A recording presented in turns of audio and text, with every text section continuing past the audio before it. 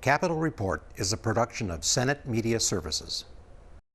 This week, a special COVID-19 panel moves closer to deciding which frontline workers should receive bonus pay. Plus, lawmakers review the newly enacted education and tax bills and a preview of the House and Senate booths at the State Fair. Stay tuned for this week's Capitol Report.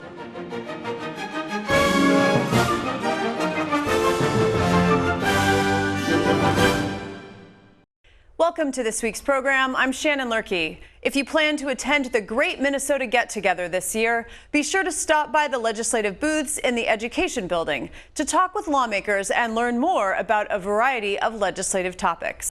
What will fairgoers find at the Senate booth this year? They're going to find a lot of exciting information on the redistricting process, a process I think a lot of people hear the word, but they don't really know that much about. And so our goal this year is to really help educate people on how they can get involved in such an important but relatively unknown process. For many years, the Senate has encouraged fairgoers to fill out the opinion poll that asks questions on some of the pressing issues of the day. That opinion poll isn't here this year. Why is that? We wanted to focus this year on redistricting and what that looks like because it's a long process, it's a complicated process, and again, a process people may not be as familiar with, and that they can really engage lawmakers in, and they can engage the process in, I think, a lot more handedly than some other means just of the legislative session and so forth. And so really shaping that conversation, that's so important, but I think underrepresented in Minnesota. Those who staff the Senate booth this year will presumably be well prepared to answer questions on redistricting. What kinds of questions do you anticipate? What will workers be prepared to answer? Yeah, we're going to talk a lot about the timeline, what people can expect of how this process goes forward, what it actually looks like, what does redistricting mean in practice, and then where does this come from? Why do we have to do this process? Why doesn't it just stay the same?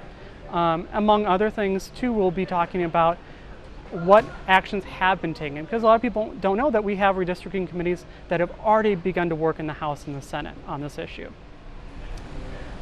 What else can fairgoers find at the Senate booth? A fun and fabulous time.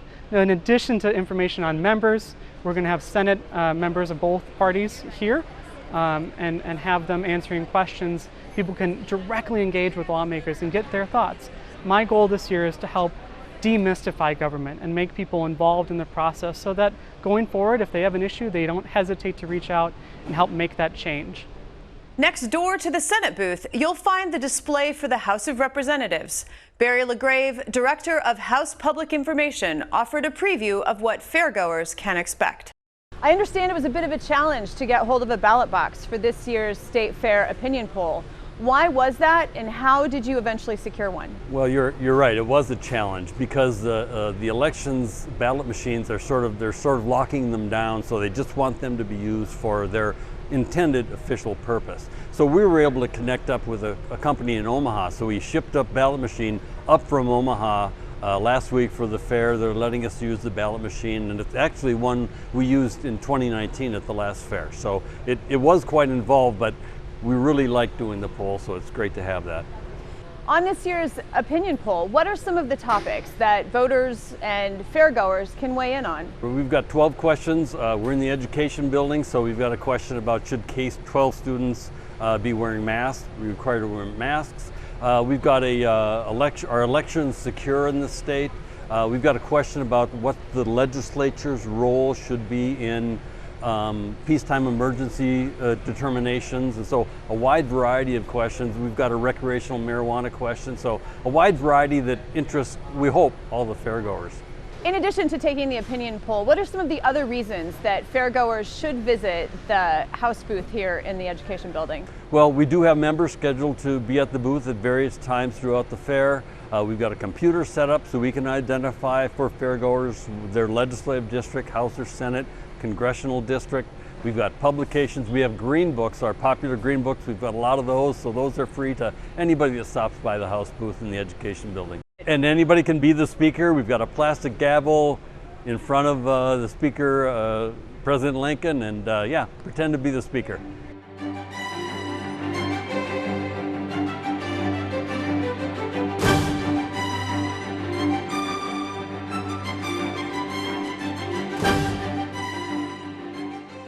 Once the state fair rolls around, Minnesota's school kids head back to the classroom. The legislature recently passed and the governor signed the largest budget increase in 15 years for Minnesota schools. Last month, I spoke with Senator Zach Duckworth, former Lakeville School Board member and current member of the Senate Education Committee. And I began by asking him about the committee's greatest concern in shaping the budget.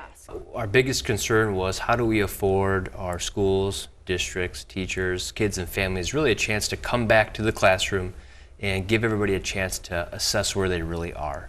So by providing the funding necessary for them to be able to evaluate our kids, see where they are, and provide them the resources that they might need in order to get them back to where we need them to be in order to be successful was very instrumental in our thought process as we were putting this bill together. To include our special education students and families as well. In conversations with those families regarding their students, they experience some of the most disruption. And when you have a student of special needs and their programming and everything they're doing and their routine and the consistency of it being so important, it was necessary for us to make sure that in this bill we were providing funding for their resources as well. So that brings up an interesting point because every student, every school district across the state is going to have different challenges. And this is a huge increase. It's $1.1 billion over the next 4 years. 80% of that funding will go directly to school districts. And historically, a lot of those funds are earmarked, but Education Chair Senator Roger Chamberlain wanted the districts to decide how to spend the money, not the legislature. So what should parents expect from their school administrators? Right, and I think Senator Chamberlain was, of all the times to kind of have that mentality or mindset, I think this was a good one to have it.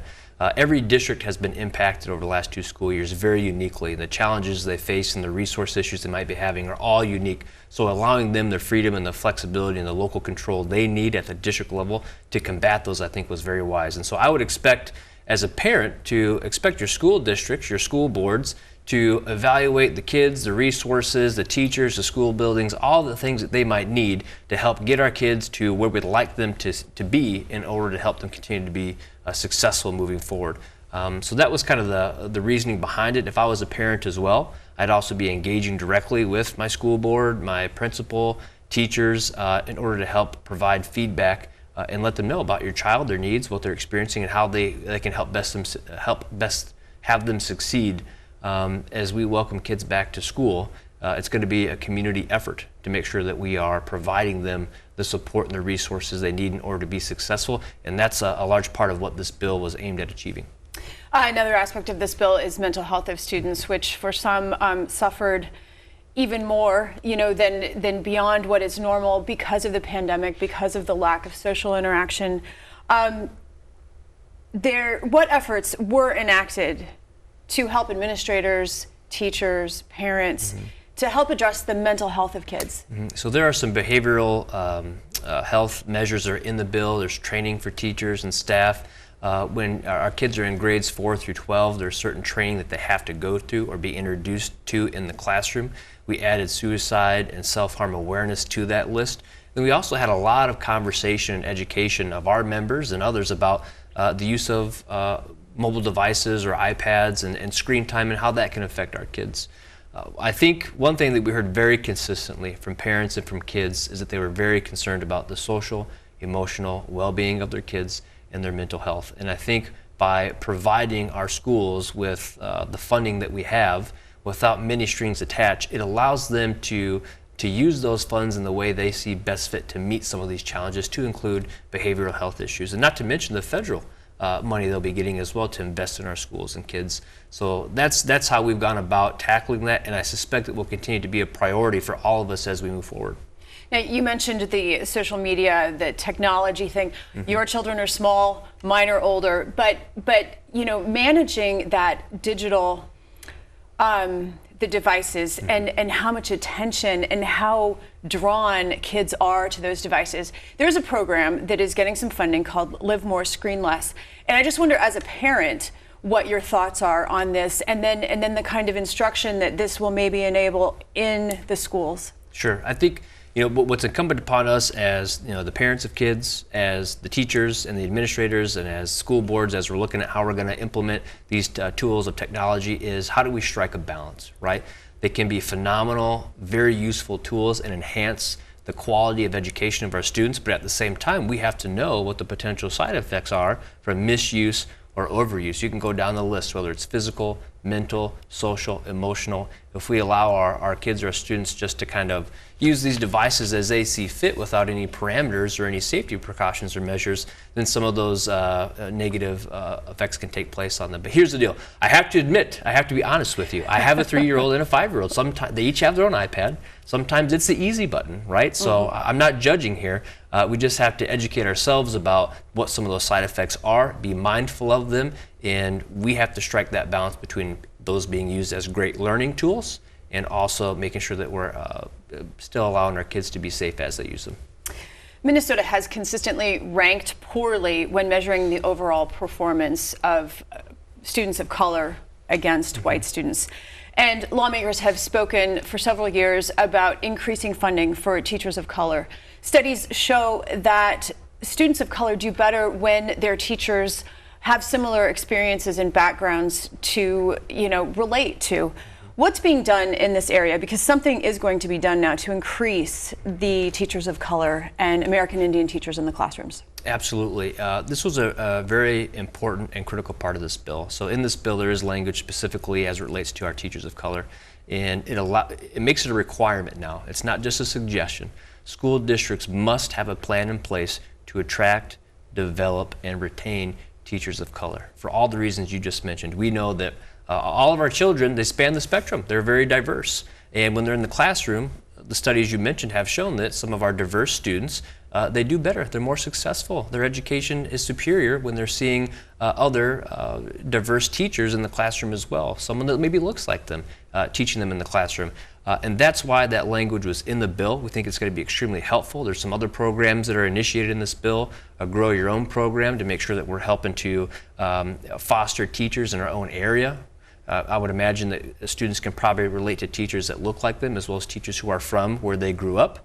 There's funding in there for programs outside of our school districts like the Santa Foundation, Black Men Teach here in the Twin Cities to try to help find great educators, a diverse pool of educators, and get them in front of all of our kids to help them all be as successful as possible.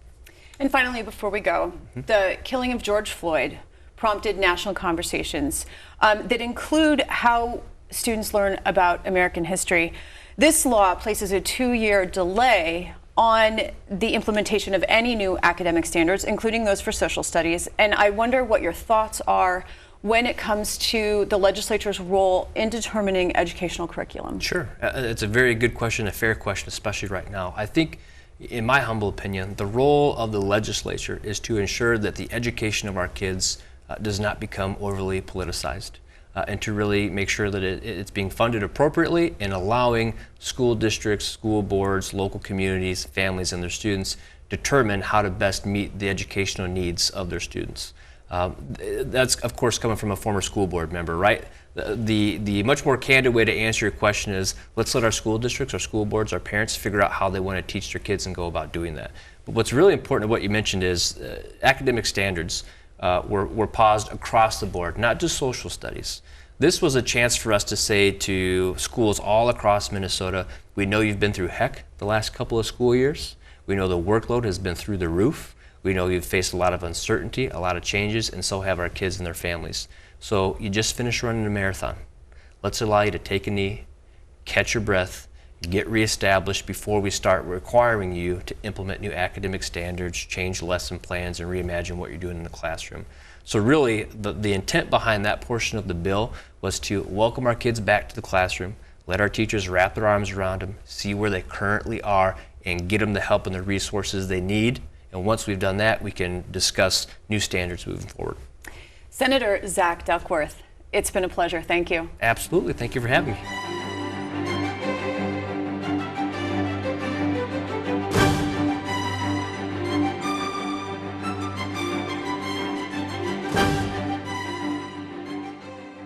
Minnesota's latest tax bill includes nearly $1 billion in tax reductions, incentives for job creation, and bonuses for frontline workers. When I spoke with her last month, Senate Tax Chair Carla Nelson called the bill a good news tax bill. And I began by asking her if she was pleased with the overall product. You know, Minnesota is already one of the highest tax states in the nation, no matter how you kind of slice and dice what numbers you look at there. And for Minnesotans who were struggling, those who lost their jobs through no fault of their own, for them to be taxed on those pandemic unemployment insurance benefits would have been devastating. Or for the businesses that kept their employees kept the paychecks flowing, even though there was no commerce, there was no business, they were shut down.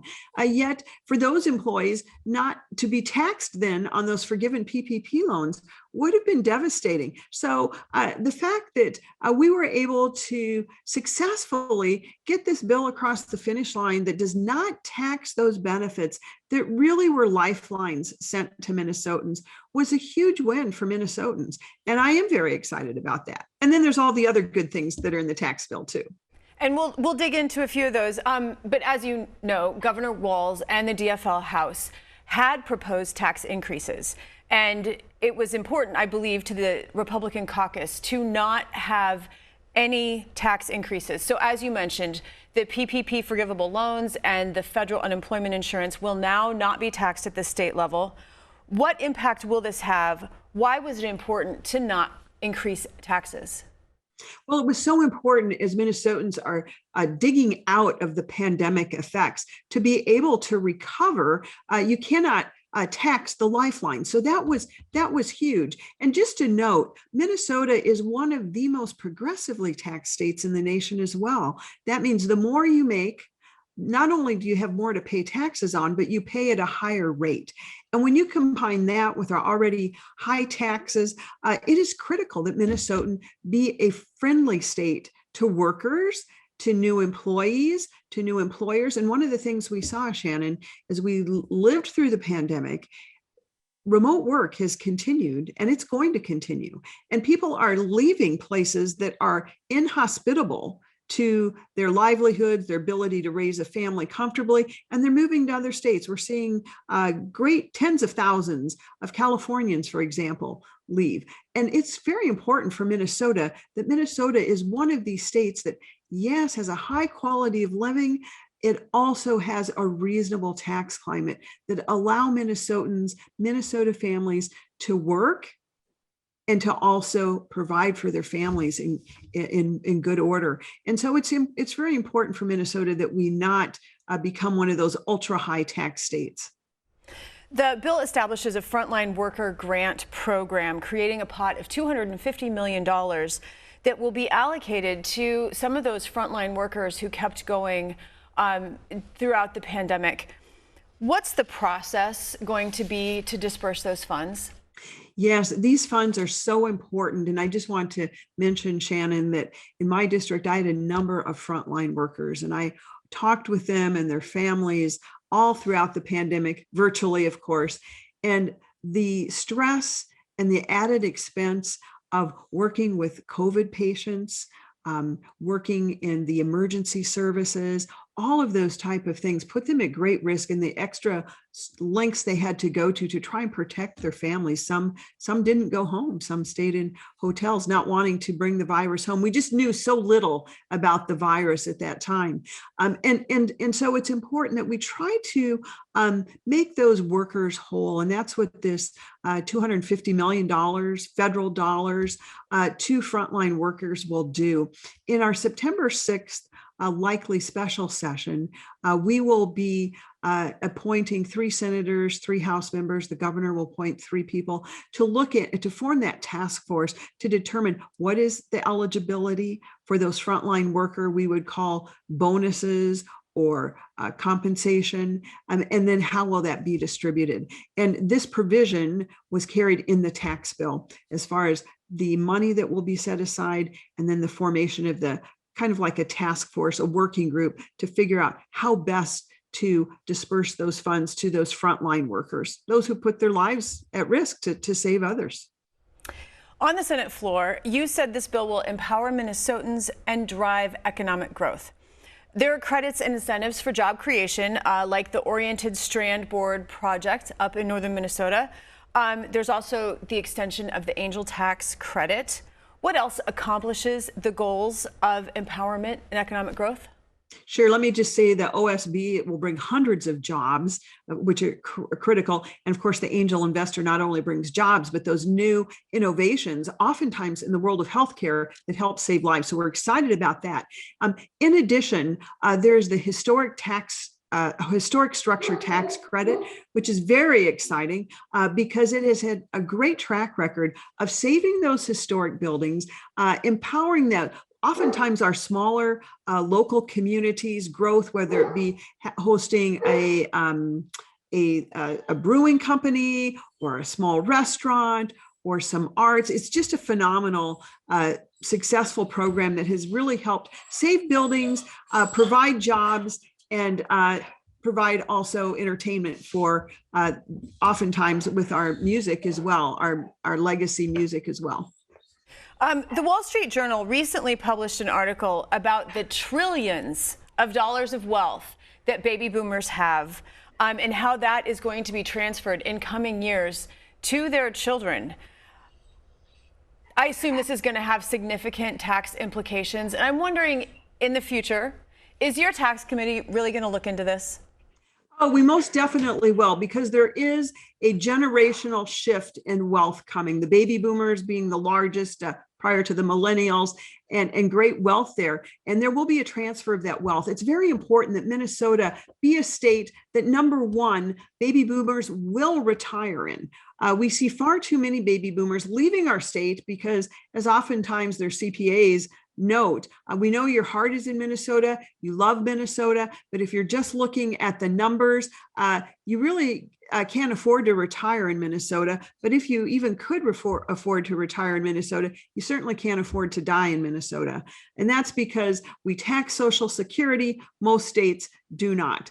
We also have very low levels of exclusion on the estate tax. So we do that, some call it death tax or double taxation, higher in Minnesota, much higher, significantly higher than at the federal level and as many states. And so we have to be very conscious of that and make sure that Minnesota, we are a state that will keep that wealth, keep its Minnesotans, and keep that wealth in our state. So we will definitely be looking at taxation on Social Security. I will be putting forth a plan to totally remove that taxation. It will need to be phased in over time. Iowa has done that. There's just no reason for Minnesota not to do that. So we will be addressing that next year. Senator Carla Nelson, I want to thank you for your time today. Thank you so much, Shannon.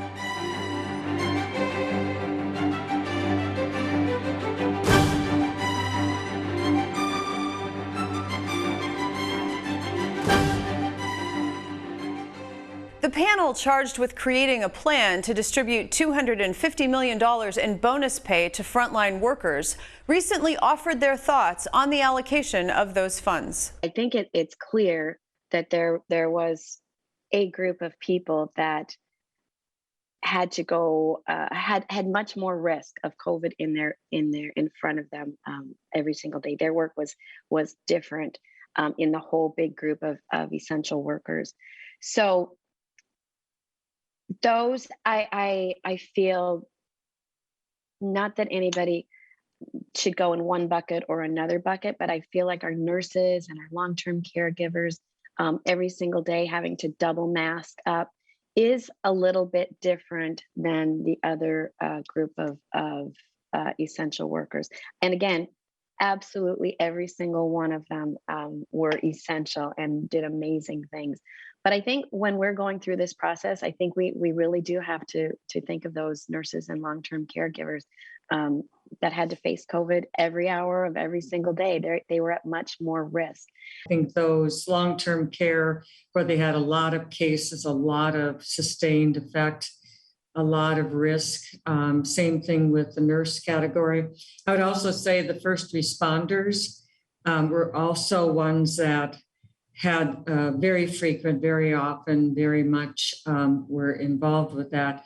I think the big thing is the impact, I think there were others that had a significant impact, but I would say that group of first responders, the hospital nurse group and the long-term care nursing homes, that sort of area, I think just really stand out to me in a pretty big way. There were many on the front lines who experienced different degrees, but real risk. And it's hard for me at this point to draw a circle around those who are in and those who are not. So I am reverting to one of the models of ethics that I learned as a grad student at St. Kate's and in my ethics studies as a registered nurse, and taking a more universalist approach that we should do the most good for the most people. And while I know that I am suggesting that we consider all the frontline workers in this pool, I think there's a very good reason when we think about who is asked to do what and the risk that they faced for themselves and for their families. And so that is why I think we should think as broadly as we can about the pool of people and include them all, because they all did something really important for all of us that were able to stay home and stay home safely. This is probably the toughest part of the conversation that we all knew was coming, and now we're having it. And it is very hard. I agree with Senator Murphy. It is very hard to draw a line or a circle and decide which workers, our essential workers, are on the front line, who's going to be in and who's going to be out. I think we all can attest to and agree with the testimony that we've heard so far from many of the testifiers have touched us all. It's informed us, again, around what we've already known, that there were so many of our essential workers that would put themselves in harm's way day in and day out, especially during the time where they had no idea what this virus was capable of, or how it was transmitted, or how dangerous it was, to be quite honest, and how dangerous it was for these individuals to come into work day in and day out, interact with individuals that were not known to them, and then have the risk of taking this back to their family members. So I think it's incredibly hard to draw a line to say one particular profession was at much more risk than the other. It's particularly specifically knowing that those first few weeks and months that all the essential workers were going in and day out and interacting with the public in a way that put them at risk or put them in harm's way. I think that administrative efficiency measured by both speed and cost are relevant to the kind of decisions that we're going to make. So we should not design a distribution method or a set of criteria that will be very difficult to administer and significantly delay or increase costs for providing the funds.